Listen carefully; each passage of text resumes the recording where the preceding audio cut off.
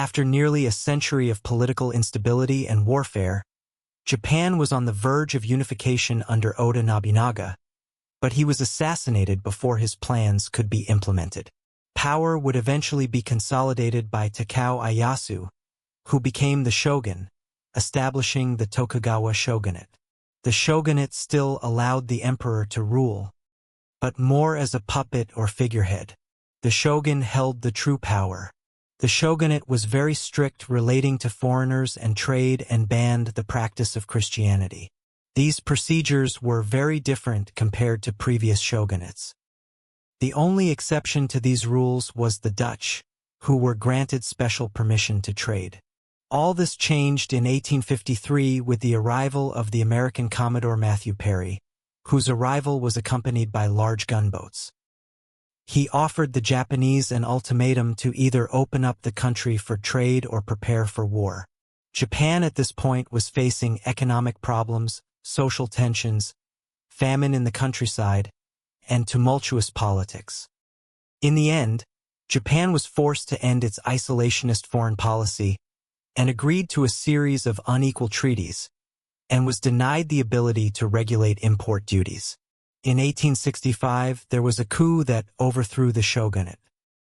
They restored practical imperial rule to the Empire of Japan under Emperor Meiji, hence the name Meiji Restoration. The restoration led to enormous changes in Japan's political and social structure. The Meiji leaders didn't want Japan to become a semi-colony to Europeans, similar to China.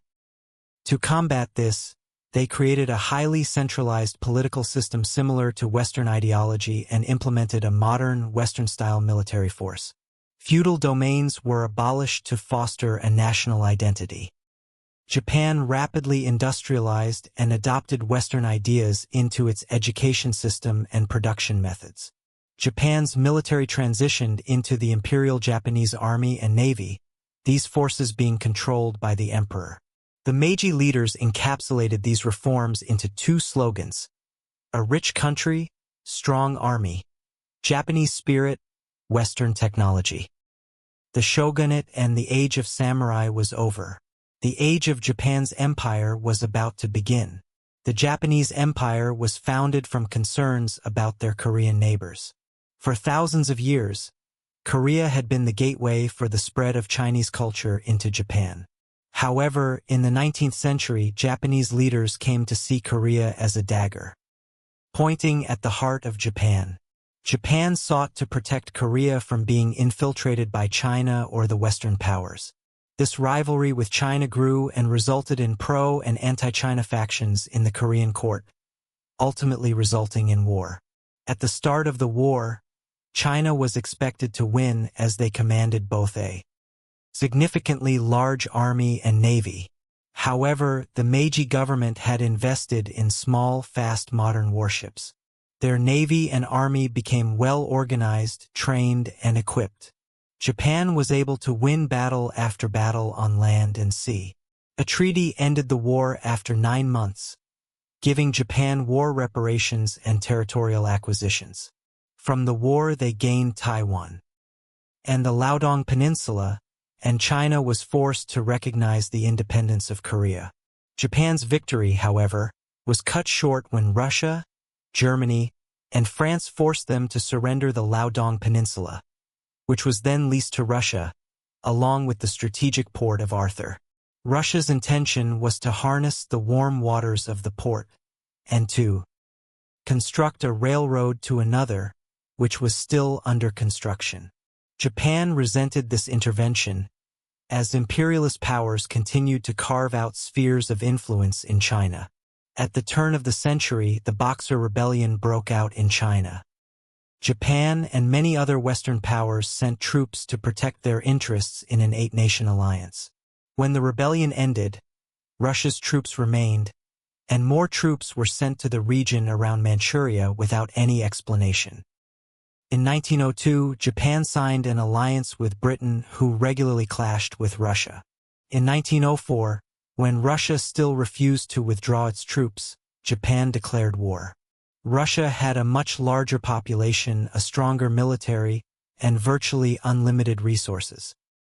Many Westerners and Europeans saw Japan's victory over China as an achievement, but many speculated that they would lose this war. Why would they lose this war? Because Russia was European and a very large empire. A victory over a lesser nation was expected, and Europeans didn't lose to nations they saw as lesser. Well, unless you're Italy. Surprisingly, the Japanese won control of the seas around the Liaodong Peninsula, and the army moved into Manchuria. Japan's army overwhelmed the Russian army on land, and they began to siege the port of Arthur. Japanese soldiers were much more motivated. Educated, robust, were trained by Europeans, and determined to prove they were equals. There was also a vast area between European Russia and Asian Russia, and their unfinished railroad caused a few logistical issues. While their troops moved across Siberia, their Baltic fleet departed. However, the fleet accidentally fired on British fishing boats that they mistook for enemy torpedo boats, and nearly sparked a war with Britain. The Russian fleet had to sail halfway around the world, from the Baltic Sea to the Pacific, and around the Cape of Good Hope. The fleet navigated the seas for 7 months. The crews weren't well trained. The fleet was not equipped to deal with the hot weather. Some crew even brought exotic pets from the ports of the African coast. Russia's army eventually arrived to meet the Japanese, who by now had taken Port Arthur. The two sides met at the Battle of Mukden.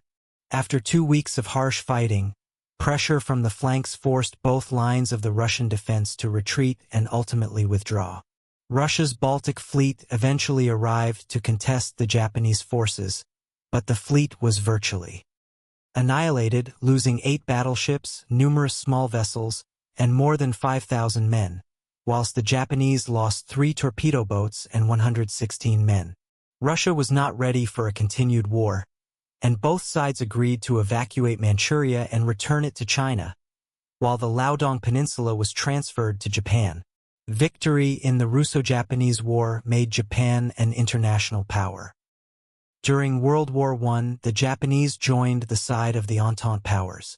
Japan secured the seas in the West Pacific and Indian Oceans against the Imperial German Navy, and successfully captured Germany's Micronesian territories. Following the end of the war, Japan was invited to the Treaty of Versailles and joined the League of Nations, a post-war mega-alliance to maintain peace. Soon after, the Japanese economy experienced difficulties, including major earthquakes and a military that was gaining power and influence in politics. The Japanese Empire controlled the South Manchurian Railway. In September 1931, the Japanese claimed that the Chinese had sabotaged a part of their railway and used it as a pretext for invasion. The Japanese army conquered Manchuria and installed a puppet government. China appealed directly to the League of Nations for support. The League sent officials to Manchuria, but the journey was long, and it was an entire year before the League was able to publish a report for the situation. They declared that Japan was in the wrong, and in response Japan withdrew. However, in 1937 the Marco Polo Bridge incident occurred, where Japanese and Chinese troops exchanged fire, and the Japanese Prime Minister declared an invasion. Japan's argument was still one of self-defense and argued that it was necessary to protect itself from China. During the invasion, the Imperial Japanese troops committed multiple atrocities and violations against the residents of Nanjing over a period of 6 weeks. When Japan left the League of Nations, they became a partner of the Tripartite Pact. In 1941, the U.S. began an oil embargo against Japan. Japan, being an archipelago, had limited resources. They could not compete with the U.S. in a productive war, but the Japanese felt their superior warrior spirit would overcome anyone who stood in their way.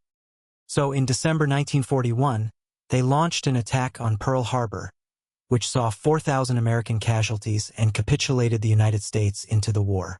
Japanese forces continued their onslaught into Southeast Asia and the European colonies. They successfully seized Malaya, Hong Kong, and Singapore from the British, and by 1942 laid claim to much of Southeast Asia. They enlisted natives to rule these territories with puppet governments. However, with the rapid expansion, it was clear the empire was getting too big. The U.S. implemented a strategy of island hopping to capture back territory and won major naval battles, one of the most important being Midway. By 1944, U.S. forces steadily advanced towards Japan, whose planes and naval vessels outclassed and soon outnumbered Japan's navy. In response to the U.S. advancing, the Japanese then instructed their kamikaze pilots to deliberately crash into enemy targets. These pilots were designed to destroy enemy warships as effectively as possible. The Japanese surrendered after atomic bombs were dropped on Hiroshima and Nagasaki, but they also feared the consequences because the Soviet Union also declared war on them. Thus, they surrendered to the U.S., which they saw as the lesser of two evils. The Americans allowed the emperor to remain as a figurehead upon the signing of the new constitution. The United States also funded a period of restoration to help boost the Japanese economy.